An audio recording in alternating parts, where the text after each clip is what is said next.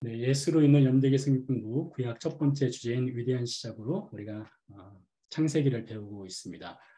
3년 과정인데요. 우리가 이 구약과 신약을 전체 성경 66권을 살펴볼 수 있는 좋은 기회입니다.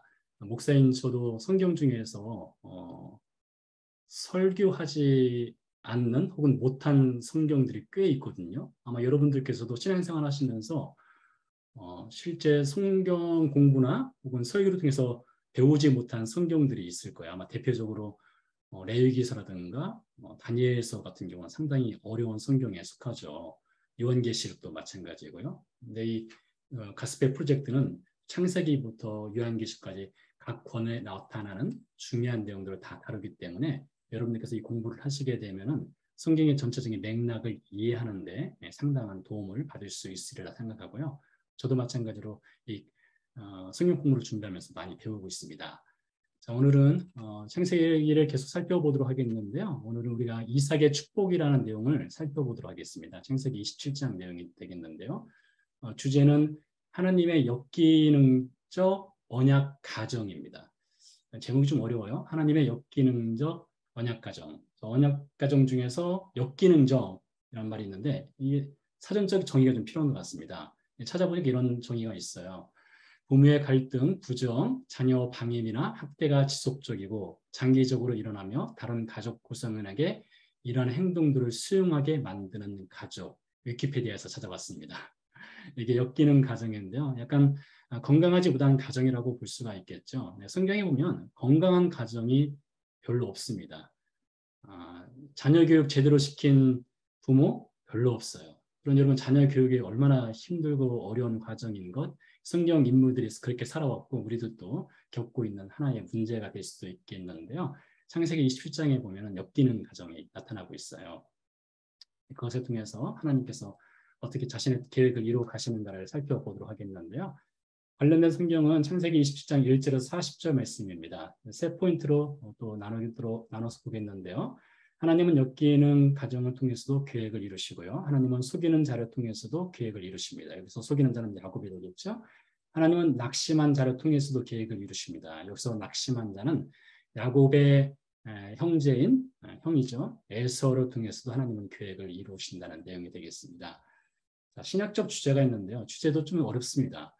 하나님은 우리의 삶을 주관하시며 우리의 역기능에도 불구하고 때로는 우리의 역기능을 통해 자신의 계획을 이루십니다. 그러니까 하나님은 흔히 하나님의 열심이라고 하는데요. 하나님께서 계획을 세우신 것은 인간이 그 계획에 따라주지 못한다 할지라도 하나님은 그 계획을 포기하거나 수정하지 않으세요. 특별히 하나님의 구원 계획은 수정되지 않죠. 인간이 하나님께 불순종하고 하나님을 떠난다 하더라도 하나님께서 인간을 구원하시고자 하시는 계획은 수정되거나 포기함이 없이 하나님이 이루어 가시는데요. 하나님은 언약을 이루시는 분이시죠. 자, 그리스도와 연결되는 점을 좀 보도록 하겠는데요. 마지막 본문에서 우리 살펴볼 것입니다. 야곱은 복을 얻고자 거짓말하고 속였습니다. 그를 찾아오신 하나님을 만난 후 그가 진정한 복을 받을 수 있게 되죠. 예수님은 우리가 마땅히 받아야 할 심판을 대신 받으셨고요. 우리에게 예수님의 복을 나눠 주셨습니다. 라는 그리스도의 연결점도 함께 찾아보도록 하겠습니다. 자, 첫 번째 주제, 하나님은 엮이는 가정을 통해서도 계획을 이루신다. 이것인데요. 창세기 27장을 보기 전에 하나님께서 인류에게 주신 첫 번째 가정의 내용을 좀 살펴보도록 할게요. 창세기 2장에 보면은 하나님께서 아담과 하와를 만드시고 나서 부부로 만드시는 장면이 나타납니다. 유명한 장면이죠. 아담이 잠들었을 때 하나님께서 아담의 갈비뼈를 취해서 하와를 만들게 되지 않습니까? 아담이 23절에서 멋진 말을 해요. 아담이 이르되 이는 내 뼈 중에 뼈요 살 중에 살이다. 이것을 남자에게서 취하였으니 여자라 부리라 했어요. 여기서 최초로 남자와 여자라는 성의 구별이 등장을 하죠. 24절에 보니까 이러므로 남자가 부모를 떠나 그의 아내와 합하여 둘이 한 몸을 이루지니라. 하나의 가정을 이루라는 말씀이 나와요. 남자와 여자에 대한 히브리 성경 구절을 통해서 그 역할을 좀 살펴볼게요. 남자, 여자. 히브리 말로는 남자는 이쉬라고 부르고요. 여자는 이샤라고 불러요. 히브리 말로는 참고로 오른쪽에서 왼쪽으로 이렇게 읽어가는데요. 이쉬, 이샤라고 부릅니다. 근데 여자에 보니까 이시아에서 이 끝에 하나가 뭔가 더 붙었어요. 자, 이 표시가 매우 중요한 표시입니다. 여자의 역할에 관한 표시예요. 자, 이 표시가 어떤 표시인가 하면요. 남자, 여자의 어떤 기능 중에서, 역할 중에서 여자의 역할은 무엇이냐? 여자는 방향을 알려주는 역할이에요. 여자는요. 흔히 그 남자가 주도권을 잡고서 인생을 살아간다고 생각하신다면 절대 그렇지 않습니다. 항상 여자가 방향을 가르쳐 줘야 돼요. 남자는 방향 감각이 있는 것 같죠? 사실은 여자가 방향 감각이 있습니다. 이 성경의 히브리 단어로 볼 때는 여자가 동서남북의 방향 감각이 훨씬 뛰어나요. 그래서 여자가 남자를 이끌고 가는 것입니다. 성경의 사건들을 보면 여자가 중요한 대목들보다 여자의 역할이 매우 부각돼서 등장을 하는 것을 볼 수 있죠. 물론 이 창세기 3장 같은 경우는 별로 좋지 않은 케이스지만 여자가 먼저 죄를 범하고 또 아담에게 또 죄가 또 전달되는 것을 또 볼 수 있기도 한데요. 이시아 이 단어를 볼 때 여자는 방향적 의미사가 있습니다. 여자가 남자의 삶을 이끌고 간다. 이렇게 볼 수도 있을 것 같은데요. 자, 남자 여자가 한 몸을 이루게 했습니다. 그래서 창세기 2장에서 하나님께서 최초로 가정을 만드셨어요. 에덴 동산에서 가정을 만드셨고 에덴 동산에서 이제 하나님께서 그 가정을 통해서 복을 주셨죠. 최초의 가정은 복받은 가정이에요. 하나님께서 복을 주신 가정이었는데요. 창세기 27장에 보면 이 복을 받아야 되는 가정이 깨지는 것을 볼 수가 있어요. 안타까운 사건이 창세기 27장에서 일어나게 되죠. 내용을 17장은 다 읽지는 않겠고요. 중심 내용은 이런 것입니다. 이삭이 나이가 많아서 죽을 때가 되었습니다. 죽기 전에 자신의 장자인 에서에게 이제 아버지로서 아들에게 축복을 해주려고 하였죠. 그래서 에서에게 가서 사냥을 해서 고기를 잡아서 별미를 만들어 오면 내가 그것을 먹고 너를 축복하겠다 이렇게 말을 하고 에서가 사냥을 하러 나가게 되죠. 그 사이에 리브가가 야곱에게 둘째 아들이죠. 야곱에게 염소 새끼 2마리를 잡아와라. 내가 아버지를 위해서 별미를 만들고 네가 에서 인치하고 들어가서 네가 에서가 받아야 될 복을 받아라. 이렇게 속이는 장면이 등장을 합니다.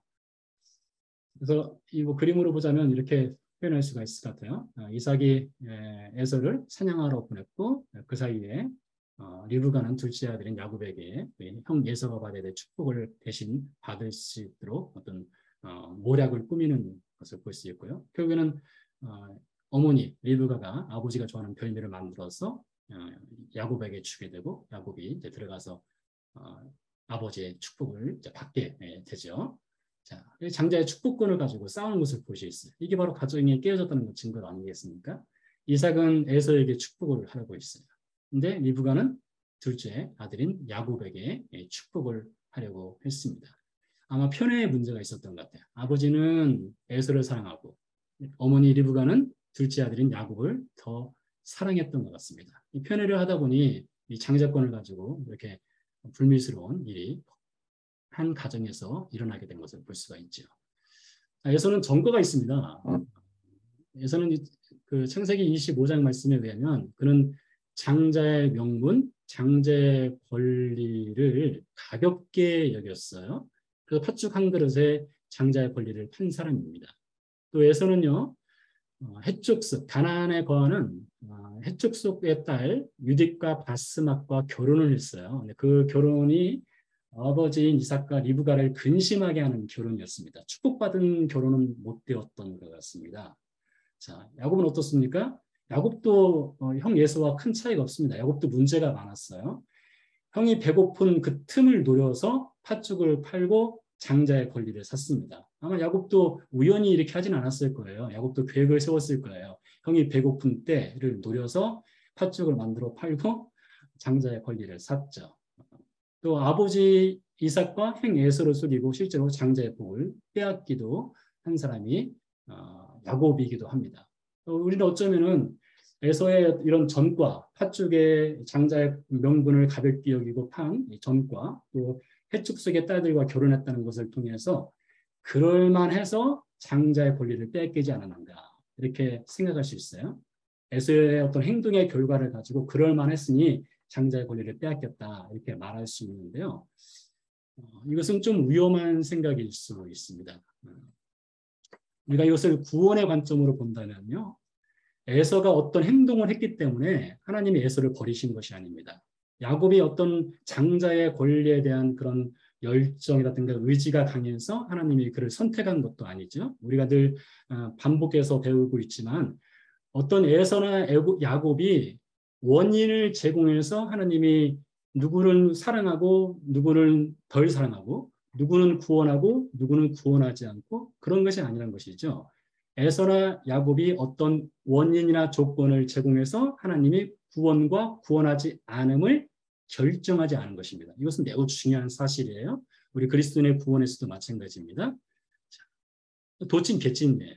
둘 다 하나님 보실 때는 선택받을 만한 그런 조건을 갖고 있지 않은 사람들이에요. 에서도 장자의 권리를 가볍게 여겼고요. 야곱도 속이는 자였습니다. 하나님께서 보실 때 둘 다 구원받을 만한 어떤 조건이 없던 사람들이에요.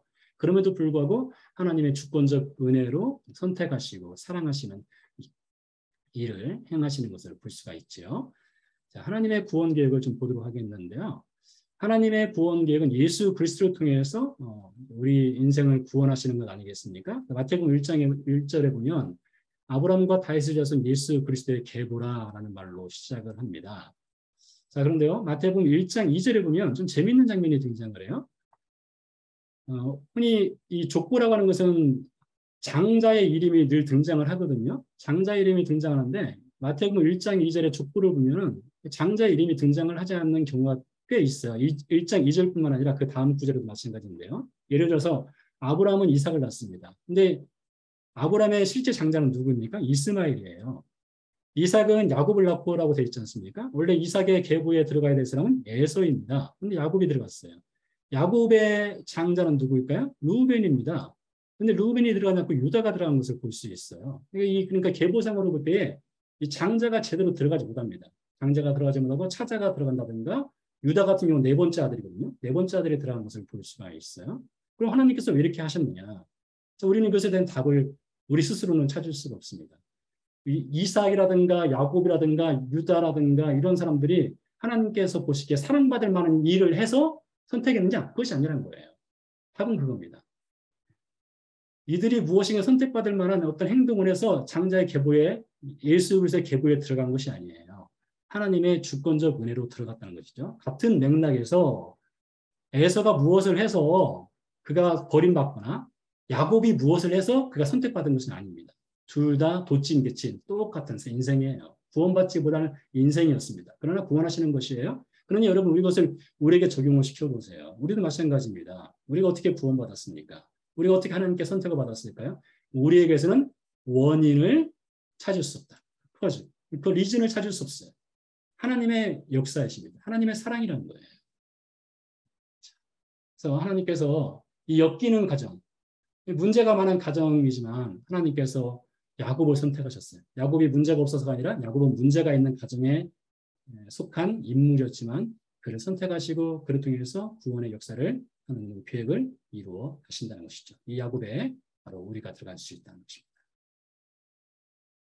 두 번째를 보도록 하겠습니다.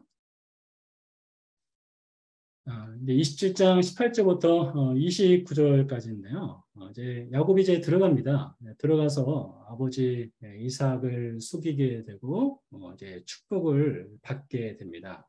27절 이하에 보면 이제 축복의 내용이 등장을 합니다. 그 부분만 읽어보도록 할게요. 그가 가까이 가서 그에게 입맞추니 아버지가 그의 옷에 향취를 맡고 그에게 축복하이르되 내 아들의 향취는 여호와께 복받은 밭의 향취로다. 하나님은 하늘의 이슬과 땅의 기름짐이며 풍성한 고식과 포도주를 내게 주시기를 원하노라. 만민이 너를 섬기고 열국이 내게 굴복하리니 내가 형제들의 주가 되고 내 어머니의 아들들이 내게 굴복하며 너를 저주하는 자는 저주를 받고 너를 축복하는 자는 복을 받기를 원한다라는 하나님의 복을 이삭이 야곱에게 빌어주는 장면이 등장을 하는 것을 볼 수가 있어요. 근데 여러분 이게 정말 복일까요? 이건 진짜 복은 아닙니다. 속여서 받는 복은 공의로운 복도 아니고 정의로운 복도 아니에요. 나중에 28장에 가면은 하나님이 야곱을 베델에서 만나서 복을 주시지 않습니까? 그것은 진정한 복입니다. 그렇지만 27장에서 야곱이 아버지를 속이고 형을 속여서 받은 이 복은 실제적으로 복이라고 볼 수가 없어요. 이것은 헛된 복이죠. 그래서요, 이 야곱은요, 참 복받기를 원했던 인생인 것 같아요. 태어나기 전부터 리브가의 뱃속에 있을 때 하나님께서 큰 자가 작은 자, 즉 에서가 작은 자 야곱을 섬기리라는 어떤 복의 명령을 하나님께서 리브가에게 알려주셨어요. 야곱은 발꿈치를 잡고 태어났죠. 그래서 야곱은 잡는다라는 뜻이 있지 않습니까? 야곱은 잡는 자로 발꿈치를 잡는 인생으로 태어나서 형 에서를 팥죽을 가지고 속이고 장자권을 차지하려고 했습니다. 아버지를 속였어요.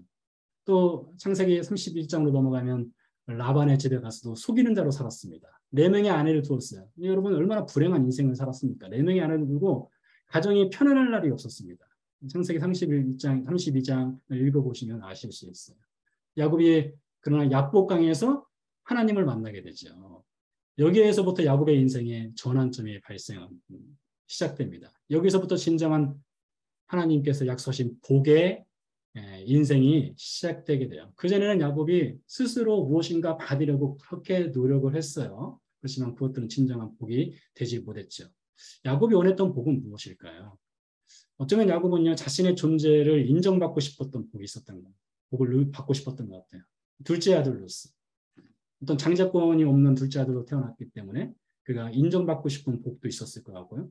아버지로부터 사랑받고 싶은 복을 누리고 싶었겠죠. 또한 재물의 복도 그가 받고 싶었을 것 같아요. 그러나 그런 것들은 사실 야곱에게 있어서 진정한 복이 아니었습니다. 야곱에게 있어서 진정한 복은 하나님이셨습니다. 여러분 우리도 그럴 수 있어요. 우리도 사람에게 인정받고 싶고요. 사람에게 사랑받고 싶고요. 우리도 물질적인 복을 받고 싶을 수 있어요. 뭐 당연한 것이 아니겠습니까? 그렇지만은 그보다 더 근원적인 복, 실제적인 복은 무엇일까요? 하나님으로부터 사랑받는 복입니다. 하나님을 아는 복이에요. 하나님이 인정하시는 복이에요.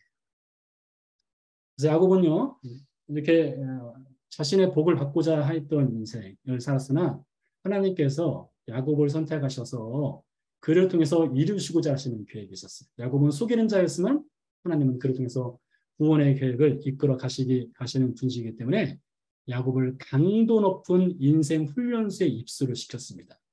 그래서 전부 다 야곱이 훈련받는 과정이에요. 이렇게 라반의 집에서 20년 동안 야곱이 살면서 고생을 많이 합니다. 이 고생하는 시간을 통해서 야곱이 다듬어지게 되죠. 하나님께서 강도 높은 인생 훈련소에 야곱을 집어넣으셔요. 우리 그리스도인도 그렇습니다. 여러분 그리스도인이 되면 삶이 고달파요. 세상 사람들과의 삶의 가치가 달라지기 때문에 생각의 가치가 달라지죠. 그리고 우리는 하나님 앞에서 사는 인생이 아니겠습니까?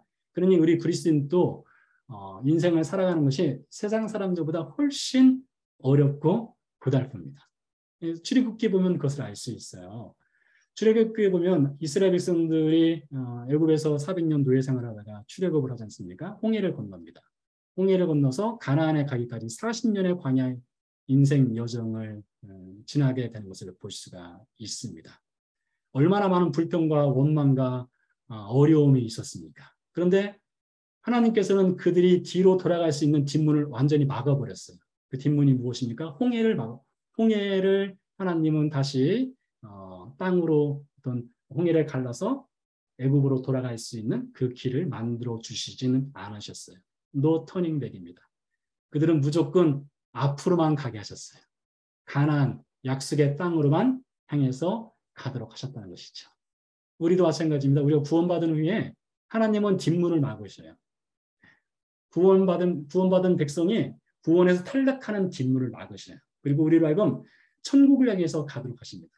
천국으로 가면서 훈련시키시죠. 그러니 우리 그리스도의 인생은 쉽지 않고 어려운 인생이겠다 싶습니다.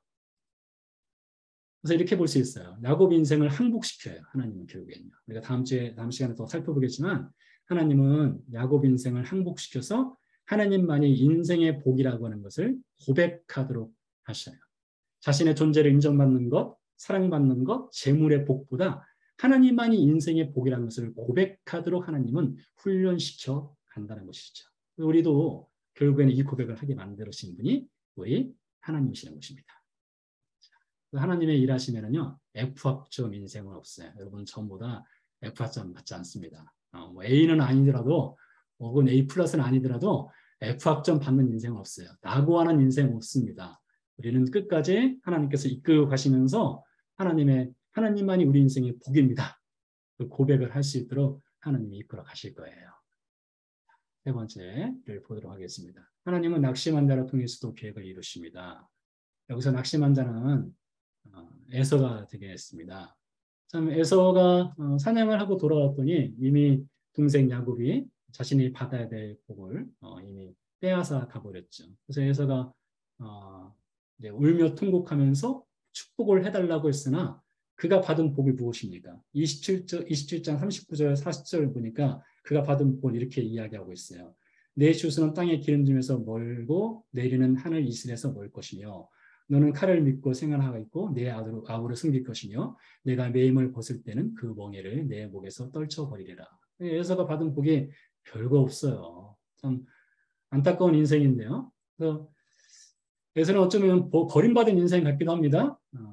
파축 사건을 통해서도 그런 장자권을 무시했고 그가 아버지의 복을 받기 위해서 나간 사이에 야곱이 그의 복을 빼앗아갔고 그래서 그는 애통하는 인생을 살았고 결국은 야곱을 잡아 죽이겠다고 원수를 갚겠다고 복수의 칼날을 가는 인생을 살았어요. 그래서 어찌 보면 이 에서의 인생은 아주 절망적이고 실패자로서 산 것 같죠? 그러나 꼭 그렇지 않습니다. 하나님은 이 에서에게도 하나님은 복을 주셨어요.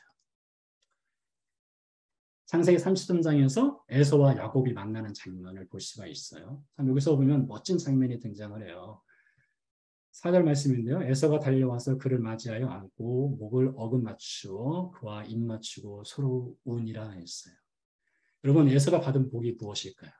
그 안에 응어리진 것이 있었습니다. 그 원수, 자신에게는 원수였지 야곱이요. 그러나 33장에서 야곱과 에서가 만나는 이 장면을 통해서 그들이 입 맞추고 서로 끌어안고 부둥켜 안고 서로 화해하는 장면을 볼 수 있어요. 이것이 무엇입니까? 하나님께서 에서에게 주신 의로예요. 에서의 마음속에 새겨진 20년 동안에 새겨진 그 깊은 상처를 하나님께서 그를 싸매주시는 장면이에요. 야곱만 하나님이 사랑하신 것이 아닙니다. 에서도 하나님이 사랑하시고요. 그를 회복시키는 장면이에요. 그래서 창세기 33장의 주인공은 에서와 야곱이 둘 다 주인공이셔요. 하나님께서는 이렇게 에서를 사랑하시는데요. 자, 신명기 2장 4절 5절에 보면 하나님께서 에서에게 축복을 주신 장면이 등장을 해요. 너는 또 그 백성에게 명령하여 이르기를 너희는 세일에 거주하는 너희 동족 에서의 자손이 사는 지역으로 지날진대 그들이 너희를 두려워하리니 너희는 스스로 깊이 삼가고 그들과 다투지 마라. 그들의 땅은 한 발자국도 너희에게 주지 아니하리니 이는 내가 세일산을 에서에게 기업으로 주었습니다. 자, 이삭이 에서를 축복할 때는요. 너는 유량하는 삶을 살아갈 것이다. 너는 땅에 발을 붙이고 살아갈 것이야. 라고 저주스러운 축복을 해주었어요. 그러나 하나님께서 에서에게 축복을 주셨어요. 어떤 축복을 주셨습니까? 내가 세일산을 에서에게 기업으로 주셨다고 했어요. 에서에게도 땅에 기업을 주시는 복을 하나님이 주셨다는 거예요. 하나님은 야곱만 축복한 것이 아닙니다. 에서도 축복해 주셨습니다. 참고로 에서가 살던 에돔 땅은요. 오늘날 요르단에 속한 지역인데요. 바로 이쯤이 되겠습니다. 요르단 현지 지역이 되겠죠. 자, 그래서 이것을 그리스도와 연결을 시켜보도록 하겠습니다. 그리스도와 연결. 야곱은 복을 받고자 거짓말을 하고 속였으나 그를 찾아오신 하나님을 만난 후 진정한 복을 받을 수 있었습니다. 예수님은 우리가 마땅히 받아야 할 심판의 대신 받으시고 우리에게 그분의 복을 나눠 주셨습니다. 자, 로마서 8장에 보면요. 자, 예수님이 우리에게 나눠주신 복의 내용이 등장을 해요. 다 읽을 필요는 없고 빨간 글씨만 읽으면 될 것 같아요. 그로 많은 형제 중에서 마다들이 되게 하셨다고 했어요. 그러니까 하나님께서 예수 그리스도를 통해서 우리에게 주신 복이 무엇이냐? 하나님과 우리를 예수님과 우리를 한 형제 자매로 묶어주시는 복이에요. 한 형제 자매로 묶어주시는 복이에요. 한 가정을 이룰 수 있는 복을 주셨다는 것이죠. 그래서 예수님은 우리의 형님이 되고 예수님은 우리의 또 오빠가 되는 것입니다. 큰 형님, 큰 오빠가 되시는 것이죠. 한 가정을 만들어 주셨어요.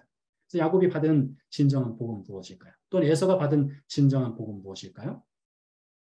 아브라함이 이삭을 낳고 이삭은 야곱을 낳고 야곱은 유다와 그의 형제를 낳고 마태복음 1장에 나오는 예수 그리스도의 계보에 야곱이 들어갔어요.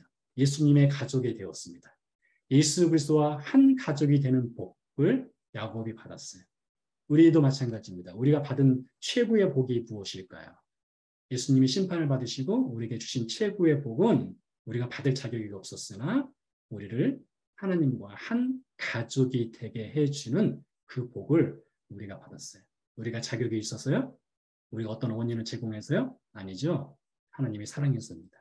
하나님은 에서도 사랑하시고요. 하나님은 야곱도 사랑하셨어요. 그리고 하나님은 한 가족으로 예수 그리스도를 통해서 묶어 주셨어요. 이것이 우리 그리스도인이 받아 누리는 가장 큰 복입니다.